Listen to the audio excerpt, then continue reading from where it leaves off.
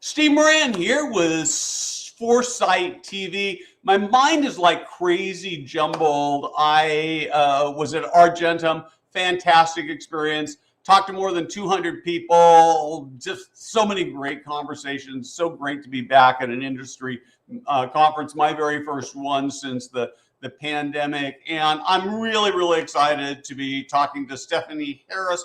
They're doing some amazing things at in spite of the pandemic. Should I say it that way? Is that the best way to say it?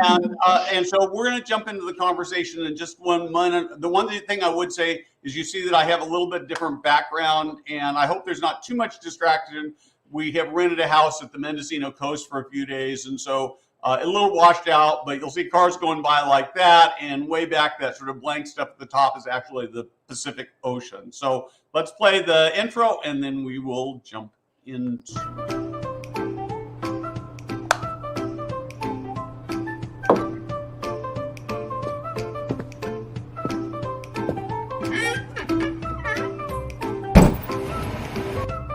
Hey guys, Steve Moran here.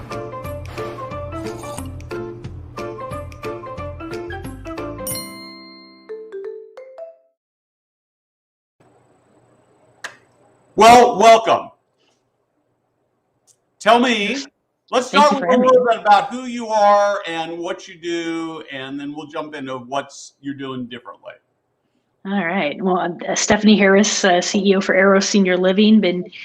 Started the company while I was in my the beginning of my third year of law school, and have had a tremendous ride since then. And started off originally as doing some advertising marketing support for senior housing. That was a great way to have a team of creative without having to do the travel. Because prior to that, I had gotten my start in the business as a part of fix-it teams, and I was doing turnarounds. But then I rolled that into expanding our services to Turnaround Solutions, which is the parent company for Aero Senior Living, and with our roots in working with the stressed community. So we know a little bit about challenge and navigating through challenge. So this has been a real test of skill and will over the last year and a half or so. So how did you get into this turnaround business? Well, I was very fortunate to have had an opportunity to meet some folks who were already working in that space. And I originally thought it was going to be a short-term arrangement for about 3 weeks. I was going to go support a project up in Minnesota. And about 6 months later, we not only supported the project, we filled the building. And I started on my journey in senior housing when I originally thought I was going to go into politics or back into politics and work on the Hill and do some things I had been doing prior to.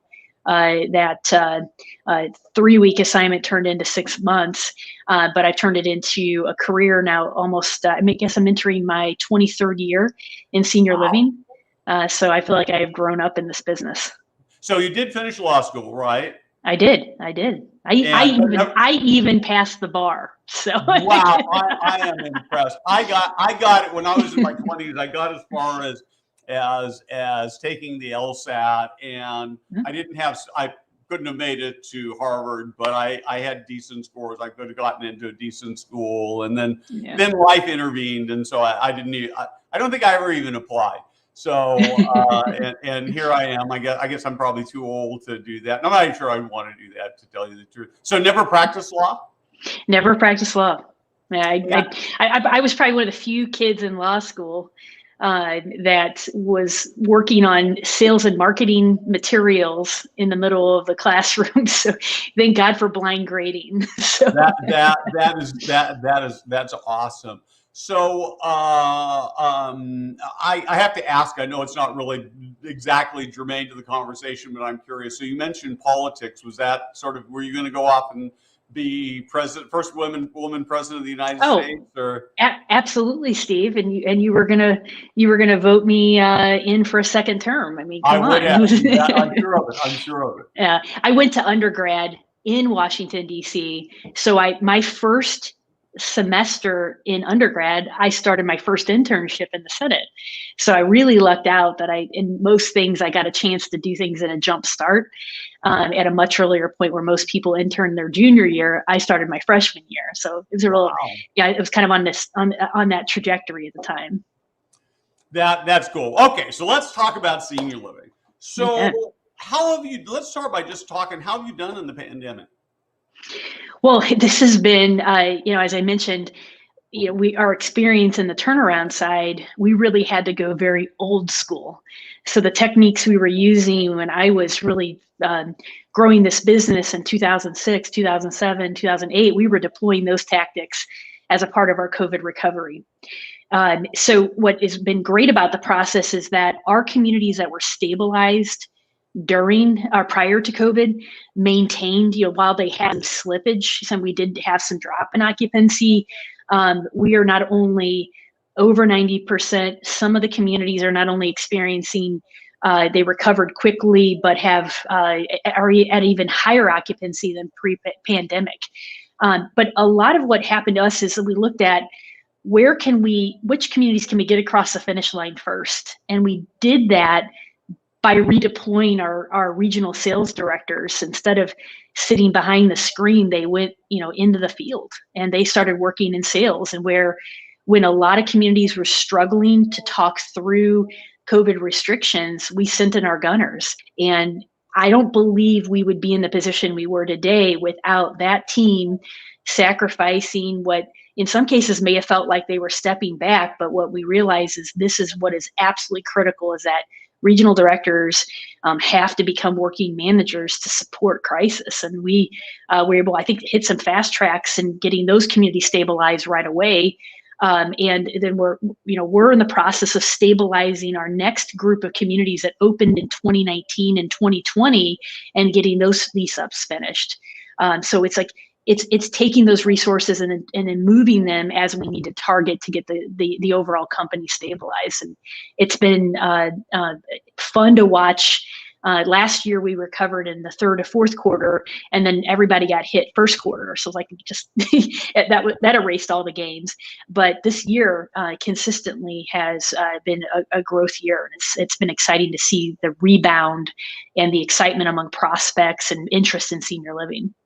So I have so many questions I want to ask you. I'm going to sort of take one because I just sort of, it seems like it's not necessarily front and center, so I want to set it aside. So what about those communities that sort of, if you will, lost assets to focus on your low hanging fruit?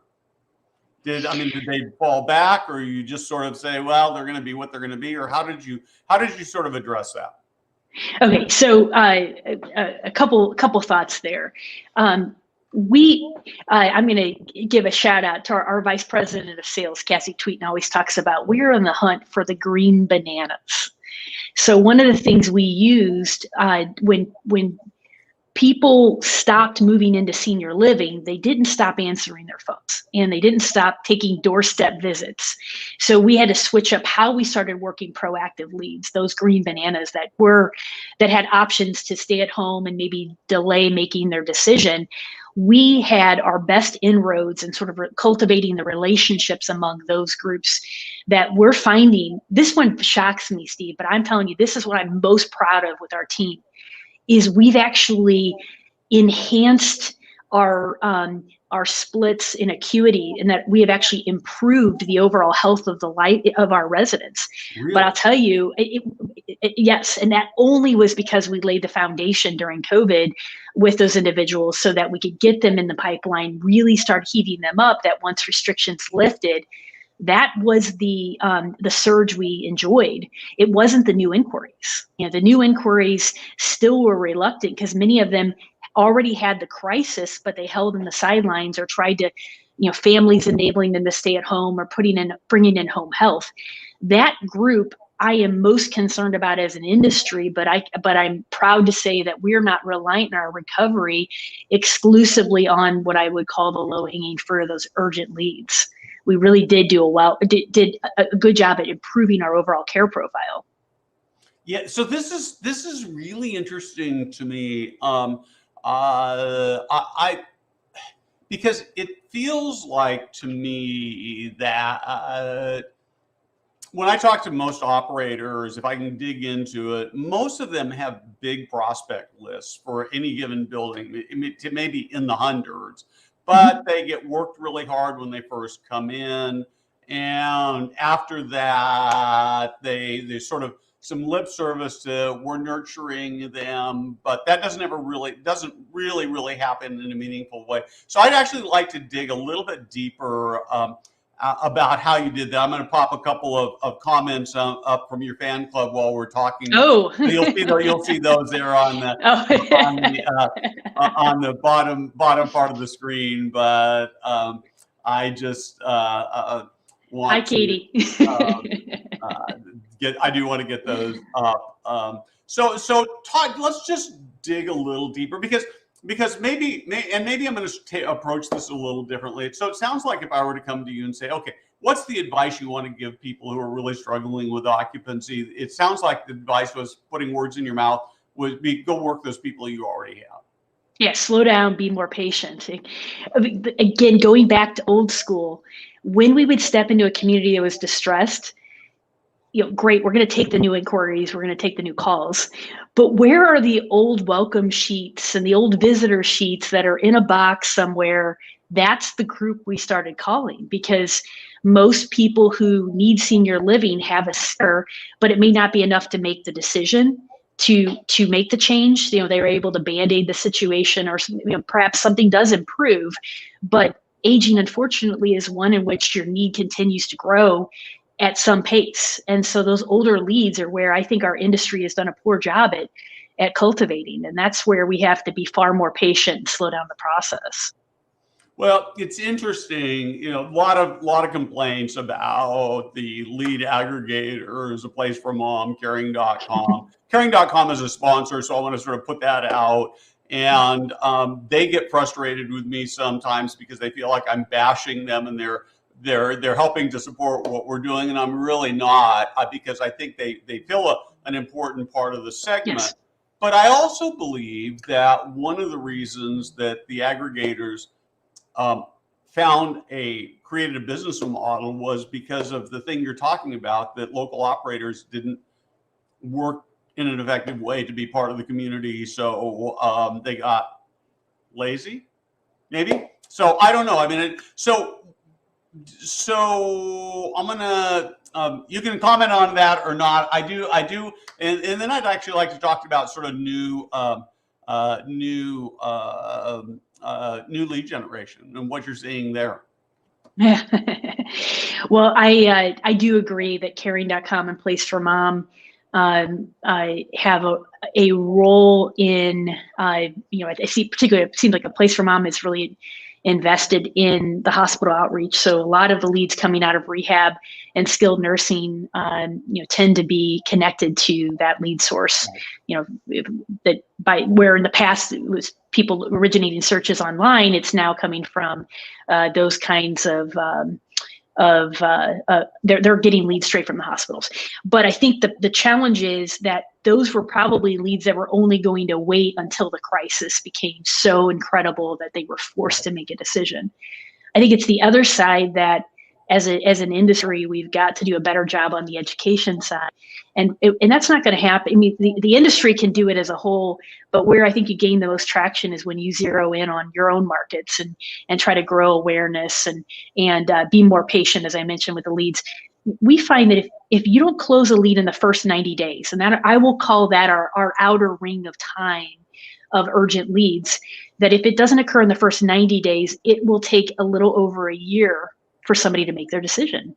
And that's a combination on average, a year. We've got leads that we've talked to 6 and 7 years that have finally made the decision to make the move. And I think that is where, if we can get to that level as an industry, that's the game changer that is going to not only fill every community, but create the waiting list. And I think, allow us to enjoy really, truly the benefits of the kind of market share we did as an industry. So how do you?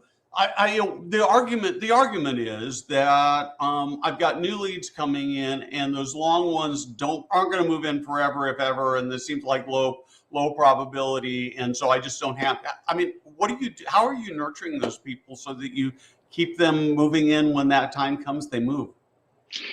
One of the things I really encourage, because I work with some teams directly, and I'm cluing in with my headphones and joining into top tens through Zoom on a regular basis with our teams.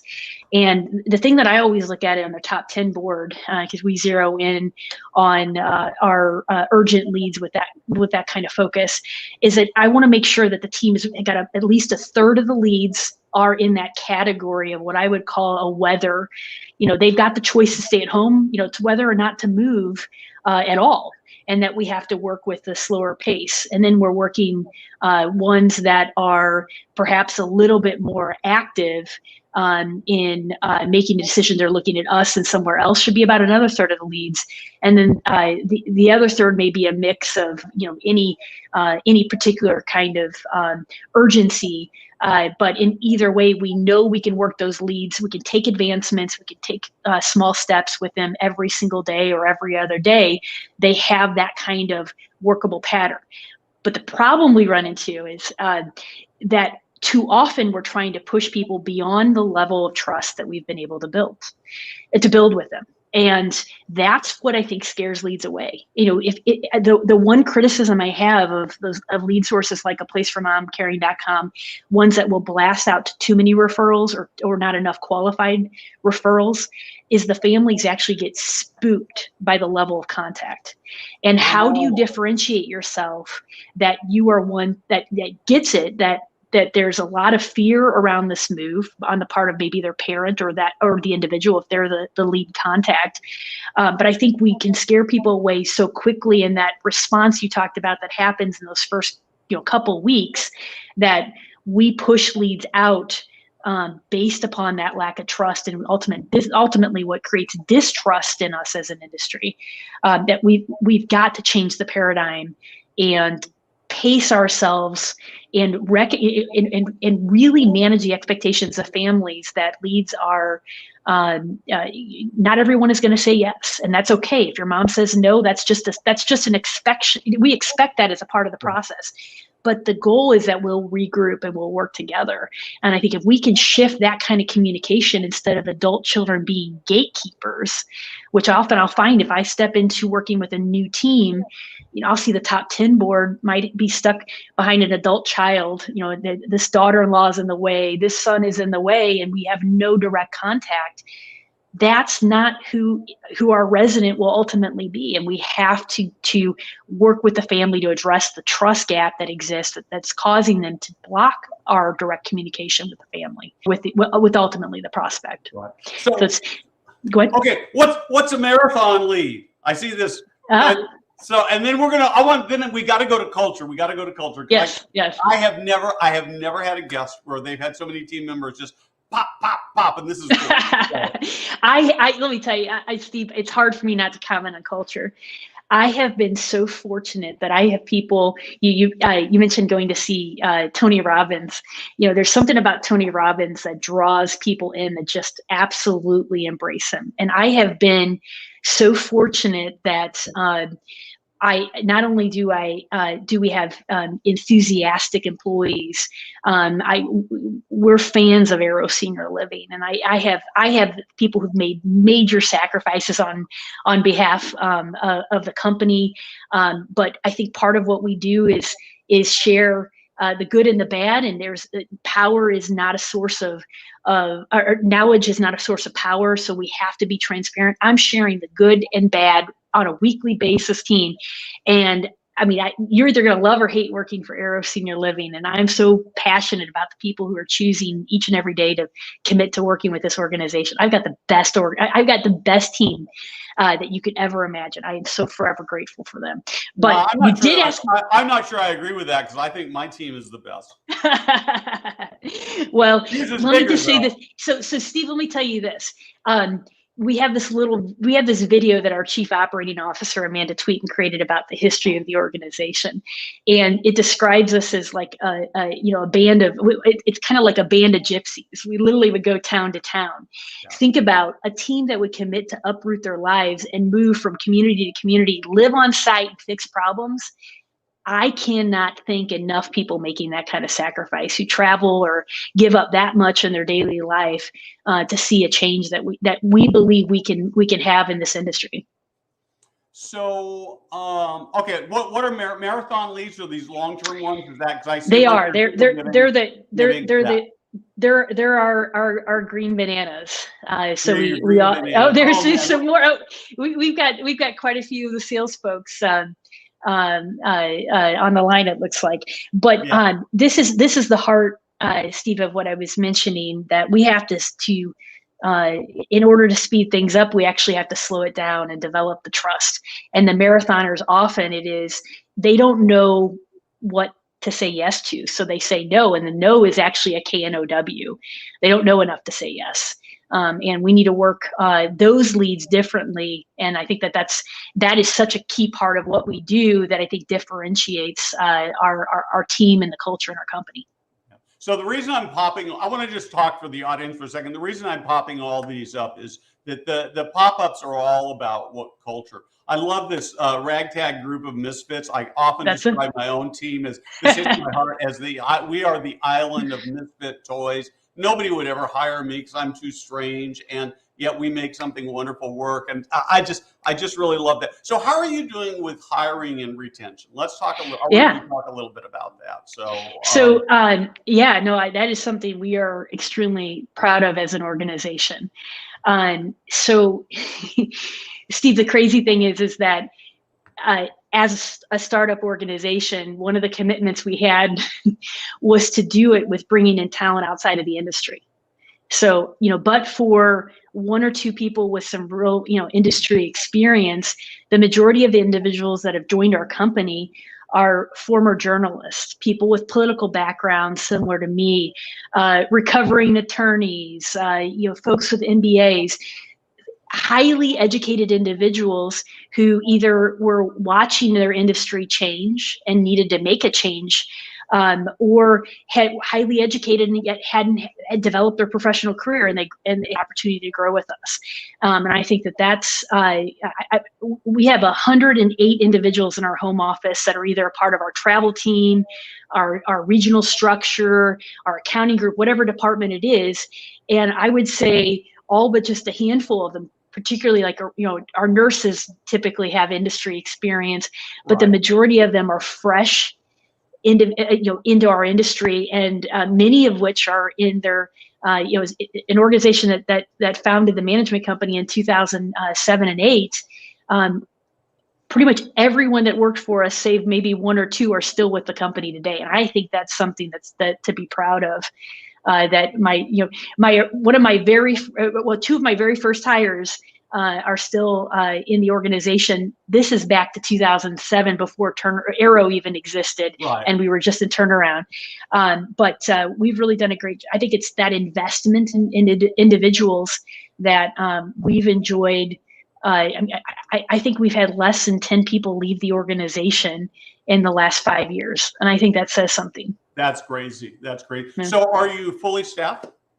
Yes. Oh, yes. Yeah. I mean, communities, we can't. What about the community level? We, as I mentioned, with the occupancy recovery, we entered the toughest years of the toughest job market with the greatest need, because we've had to add positions, because not only did we recover occupancy, we opened a lot of communities between 2019 to today. So we are not only having to fill positions that may turn over, because we do have, there are those positions that do turnover. It's about 20% of all positions seem to have the majority, 80% of the turnover. Right. But we've also needed to add positions because of our occupancy growth. We are not only at our 2019 peak levels, but we have far exceeded those levels among our existing properties, but also with the volume of new openings. So I've got a fantastic recruiting team. that supports our communities. Really passionate about working to see us be able to keep turnover at a minimum and attracting top talent. And our chief operating officer kind of runs our internal culture and has done some amazing things in social media that has been helpful. Has these really great like Polaroid looking cards that has been a huge driver of our employee referral efforts. I think, I may be quoting the numbers just slightly off, but about a third of all of our hires are referrals from employees. And I've just never seen that kind of volume of support of the team selecting their next team members. That just makes me just continuously proud. But we have our struggles.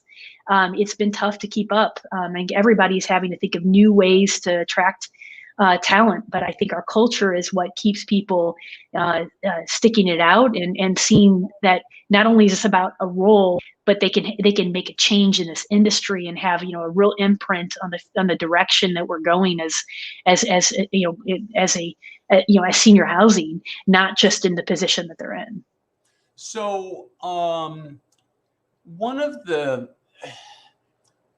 things I hear a lot, and I think one of the things I wonder about from a leadership standpoint is, as you grow in number of communities, how do you transfer your culture vision first down to your regionals, which is probably not horribly hard, and then how do you get it translated down to executive directors? And then I guess my last question is how do you make sure your executive directors are transferring that vision, those values, those core beliefs down to department heads and line workers? Yeah, well, I think you've hit the billion-dollar question. That is a struggle because we recognized that as we were growing as an organization, we had to work more aggressively in middle management at ensuring that we had no loss or transition, or really no loss of culture. And that is where we certainly struggled because we have grown tremendously as an organization. I mean, I don't even think we were on the 100 list, and now we're in the top 50 largest providers. So we're really seeing some rapid growth that makes this concern that you raise a very important focus. And so what we have done to try to transfer that is to build community when our communities are spread across the Midwest. We're not all in one area. And even pre-pandemic, we were relying on Zoom technology to allow us feel like we were in the same space. And it's the weekly meetings that we do. It's sharing the direction we're going to. Our chief operating officer, Amanda Tweeten, has a Marco Polo group that she does, as musical Marco Polos, that all of our executive directors who didn't know each other prior to this are sharing information, getting to know each other personally, and building community. And I think that's been one of the more effective alignment tools, in addition to adding a life coach a couple of years ago. That has been, we have a former YouTube, basically one of the founders of one of the leading programs on YouTube, Michael Buckley, joined us as a life coach a few years ago. And this year in our Activated Insights, which we're a great place to work, we're really excited to have that certification yet again. We could see notably in the word mapping, his name literally standing out, that so many people commented how important that was to have access to his leadership training and the one-on-one. So we're really working to try to get it to what you described through the executive directors down to the department heads, but it's a work in progress, and it's one you have to cultivate every day. So do you think there is is there a cap or a lid in the number of buildings you can have and make that happen, do you think?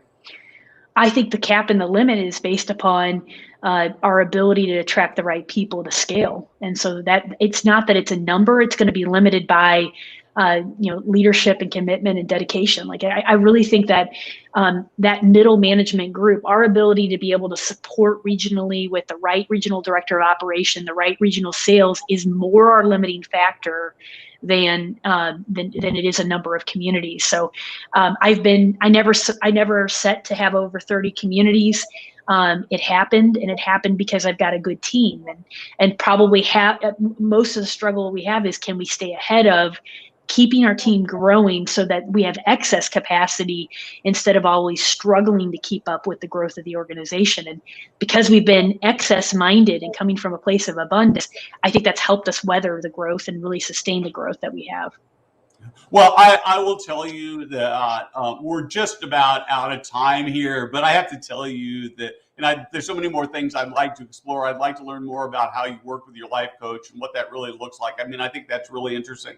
But I will tell you the biggest, this is external evidence, in some ways light, but if I were to sit in your shoes, I'd be going like this, snugging myself, because I've never had so many team members come in with just wonderful, wonderful things to say.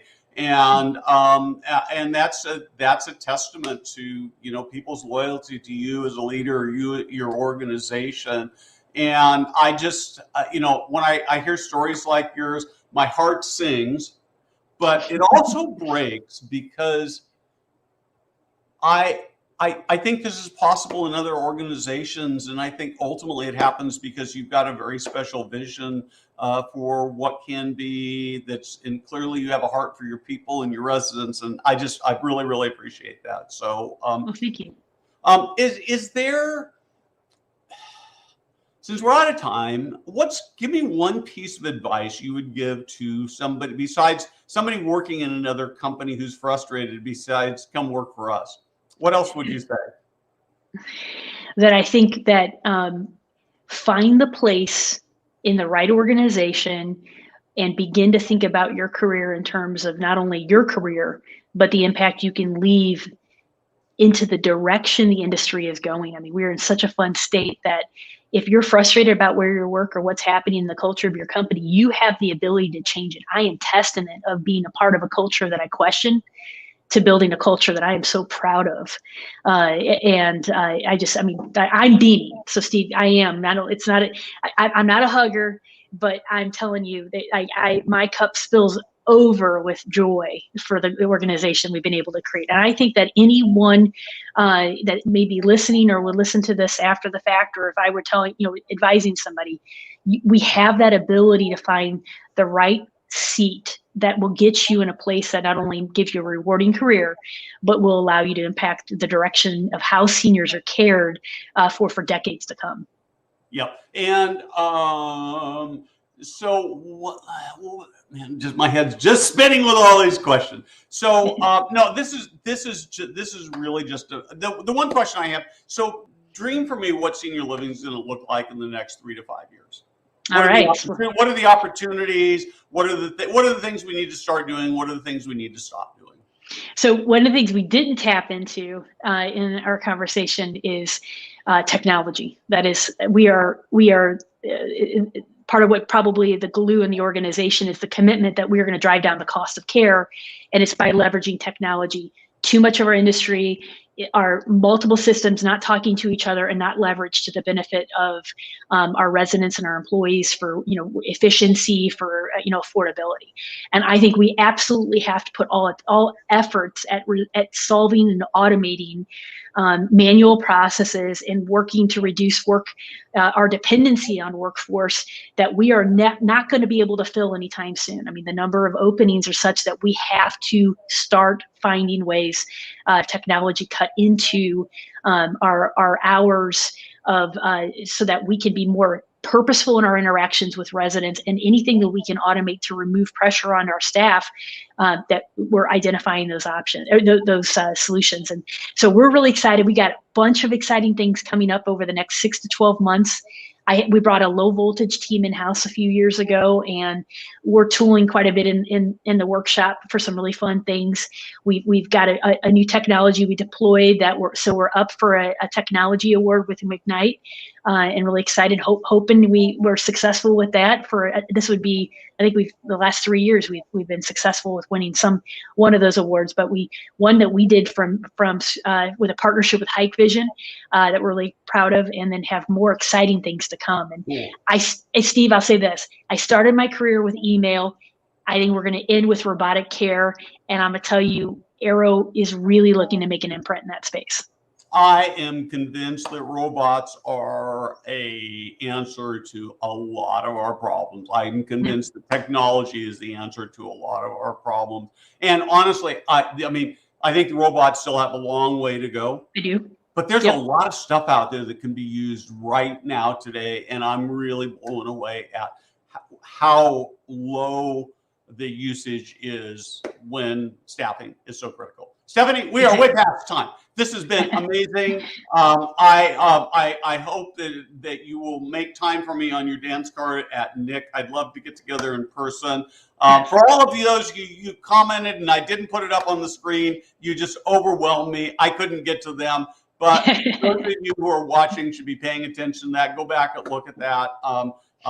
This is a test. This is what great leadership looks like. So with that, I'm going to sign off. And thank you very much. Thank you for all of you who are watching. Thank you for making the world a better place.